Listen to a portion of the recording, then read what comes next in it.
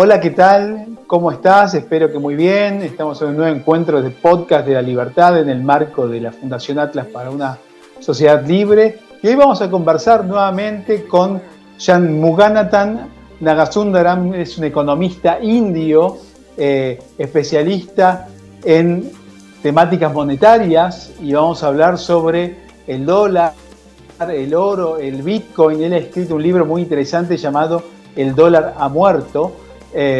Y tiene algunas cosas que decir en este momento de la economía mundial. Vamos a presentarlo. Primero vamos a decirle hola y vamos a empezar a hablar en inglés. Hello, Shan. How are you doing? Thank you for the possibility of talking with you once again. Good morning, Martin. It's a pleasure to talk with you. Argentina is possibly the only country that is doing the right thing in terms of the type of changes that the government needs to adopt. So I'm very happy to be connected with you. And someday you need to tell your story as well to the world. Instead of me talking, it is one grand story that you have to tell to the world. And I look forward to that conversation also sometime in the near future. Okay, thank you so much. And you have a global vision about what's happening in the world with the dollar, with Bitcoin, and with gold. Can you tell us your opinion about that, please? Yes, we can actually start with the big picture, if it's fine. If you actually go back to 1990, that's a good starting point for our discussions. The US has been inflating a series of bubbles, right?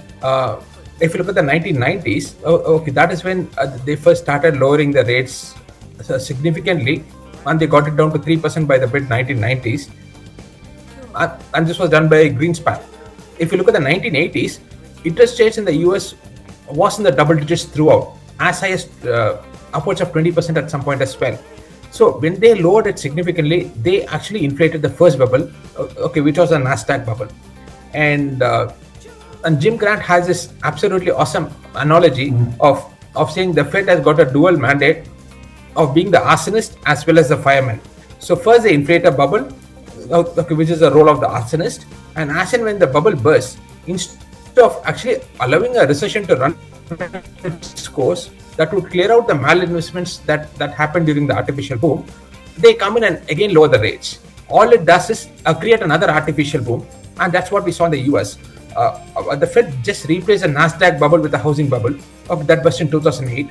And as and when the bubble burst, again they reduced the interest rates to zero.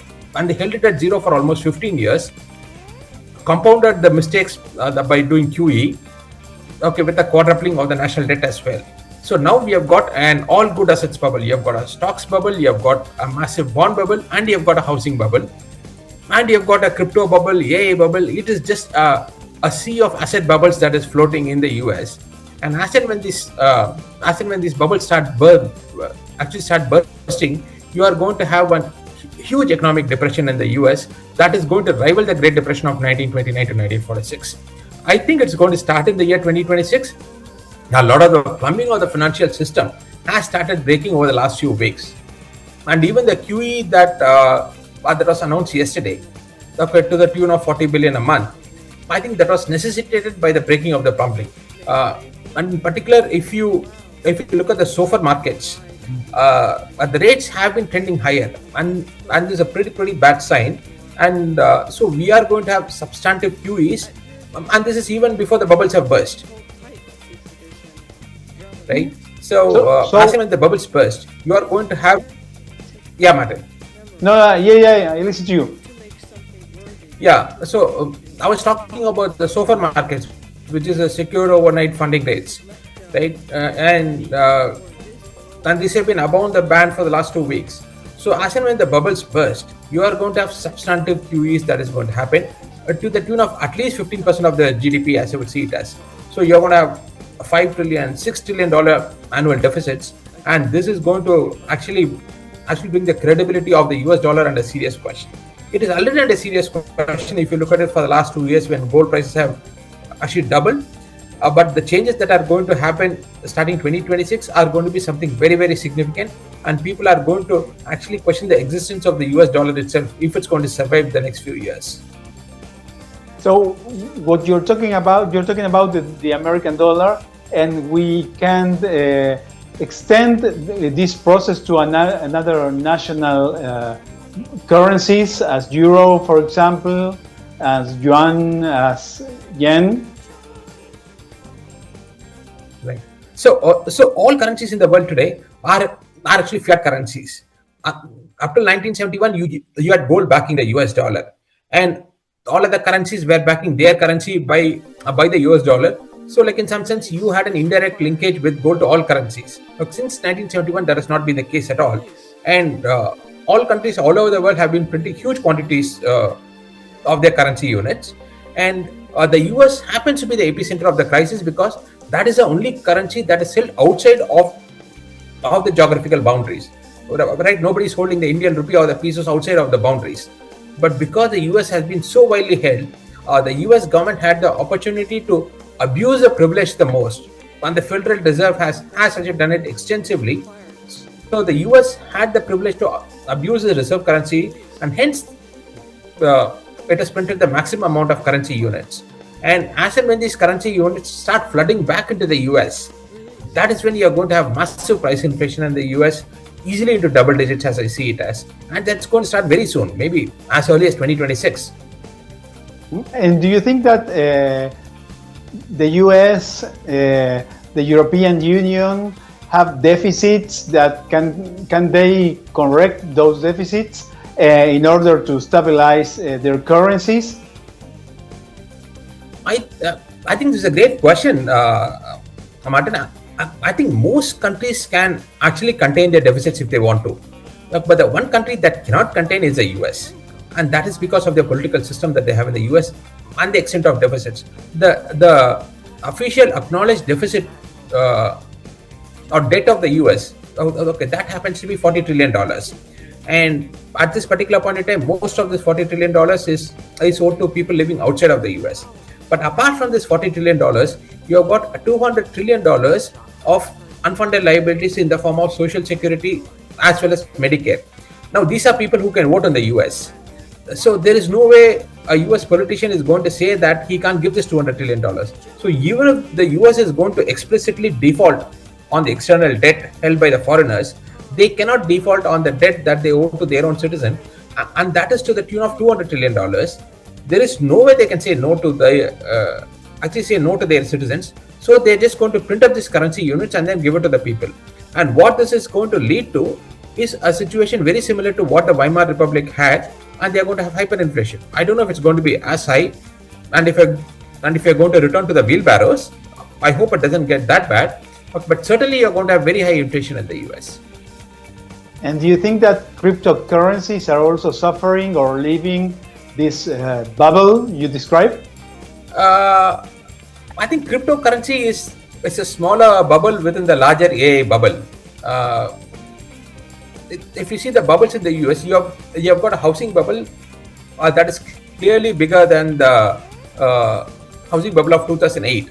Okay, but if you see the AI bubble, right, that is substantially bigger than the Nasdaq bubble. But by some estimates, the actual amount of funding that has gone into this AI industry, that rivals the actual amount of actual funding that happened to the railroad boom of the 1850s as a percentage of the GDP. That is the extent of malinvestments that has happened in the AI, and already I think like investors are actually bothered about the return of capital, let alone return on the capital. Very few companies are going to recuperate the amount of investments that they've actually made into AI. At least if you go back to the Nasdaq bubble of 2000, a lot of the money was spending in actually creating the physical infrastructure of the cables and the routers. At this point, the single largest spending is happening in the data centers, which is just building with some computers and some very specialized chips. And these chips have a lifespan of about 3 to 4 years. So you have got 30-year bonds that are backing a project that have got a lifespan of 3 to 4 years. So you are going to have a huge burst in the AI space, and I think this crypto is actually a bubble within the AI space. People somehow mistake the actual technology for something actually for gold.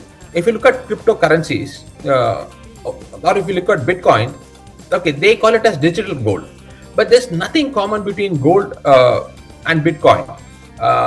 If you look at the 5 properties that are required of a commodity that can be used as money, okay, Bitcoin actually mimics gold in a few of these properties. For example, like it's actually very convenient, extremely consistent, extremely divisible. But the fundamental requirement is that it should be a commodity that is widely utilized for its non-monetary purposes. Right? We use gold extensively, and we have been using it for 5,000 years in jewelry. Right? Now, Bitcoin has got no utility whatsoever. Right? There is no desirability to Bitcoin, and hence it can't ever actually perform the function of money. I think it is, but it's just fool's gold. And as and when the AA bubble bursts, I think the Bitcoin bubble will also burst. Bitcoin has been fueled by various things, and not in the least by President Trump stating that he's going to make US as the Bitcoin capital of the world. Now, despite all of these things, okay, Bitcoin has had a serious correction from its peak of 120,000 to about 90,000. Right? Okay, that's more than a 20% correction, and officially Bitcoin lags in a bear market. Now, the single largest holder of Bitcoin happens to be Strategy. Right, that's holding about 3 or 4%, and their average acquisition cost is upwards of 75,000. So we are very close to the point where the largest holder, who's also the largest buyer of Bitcoin, will soon start selling it actually to meet its liquidity needs. Okay, when that happens, you're going to have serious trouble. Okay, like in the price of Bitcoin, and unlike in the case of gold, where you have got buyers for its industrial utility, there will be no buyers for Bitcoin because there's no utility to it. So there's no flow to Bitcoin. It could go to zero for all you care, and we won't find buyers for it. So yeah, I think Bitcoin will also crash in the year 2026 as part of the AA bubble crash.